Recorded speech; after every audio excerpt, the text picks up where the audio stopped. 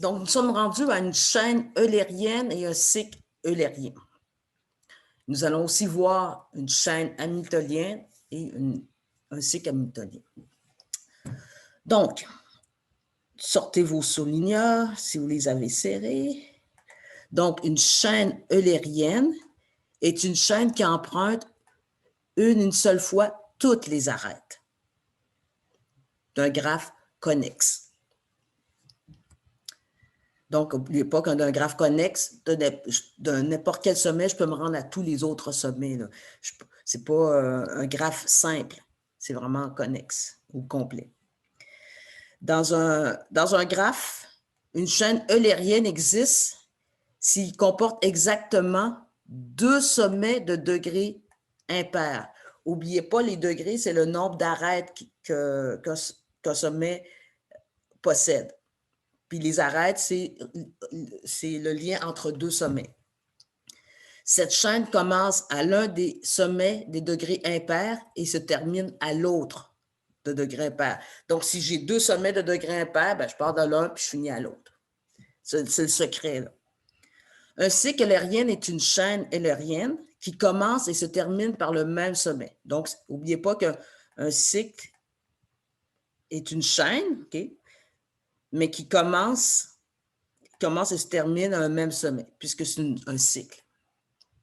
Dans un cycle eulérien, existe si tous les sommets sont de degrés pairs.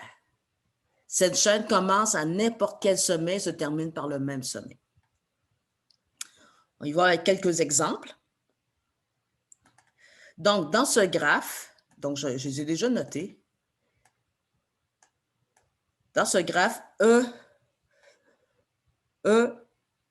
D, A, E, B, C, D. Okay? C'est une chaîne eulérienne. Mais, chose que j'ai oublié de vous dire, avant toute chose, dans cette situation, il faut toujours déterminer le degré de chacun des sommets. Donc, je m'excuse, j'ai oublié de spécifier.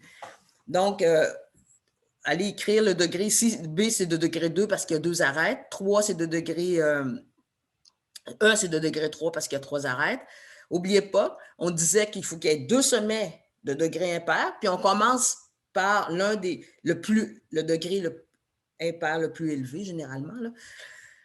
Donc, on commence par l'un des sommets de degré impair, puis on finit par l'autre. Donc, moi, j'ai commencé par E et j'ai fini par B. Donc, j'aurais pu commencer par B puis finir à E. Okay. Donc, c'en est un. Donc, est une chaîne eulérienne. Le cycle eulérien n'existe pas. Pourquoi? Parce que, regardez, pour que ça existe, il faut que tous les sommets soient de degré pair. Puis, ici, j'ai E et D qui sont de degré impair.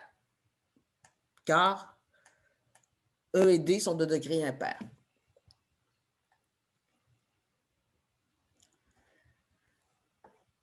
Donc, on vous demande, dans ce graphe ci-compte et de cycle eulérien, donc, je ne ferai pas deux fois la même erreur, déterminez toujours les degrés des sommets pour savoir, un, est-ce qu'il existe une chaîne eulérienne? Deux, est-ce que c'est un cycle eulérien?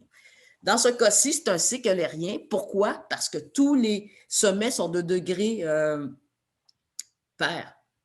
Puis à ce moment-là, je peux commencer par n'importe quel sommet. Là. Donc, je peux commencer par le sommet. L'idée, c'est de passer par toutes les arêtes.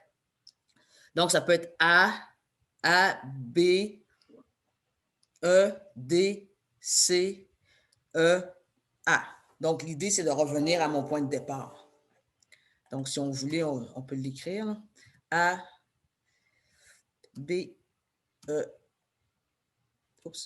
D, C, E, A. Et voilà. Si vous voulez, vous allez dans... Je vous montre ça. C'est un petit jeu, c'est super le fun à faire. C'est un petit jeu. C'est une application qu'on retrouve dans Microsoft Store. Donc, vous avez juste à taper Microsoft Store, taper ici pour rechercher. Puis allez chercher l'application One Touch Drawing. C'est un petit jeu, c'est super le fun. C'est juste pour des cycles eulériens puis des chaînes eulériennes.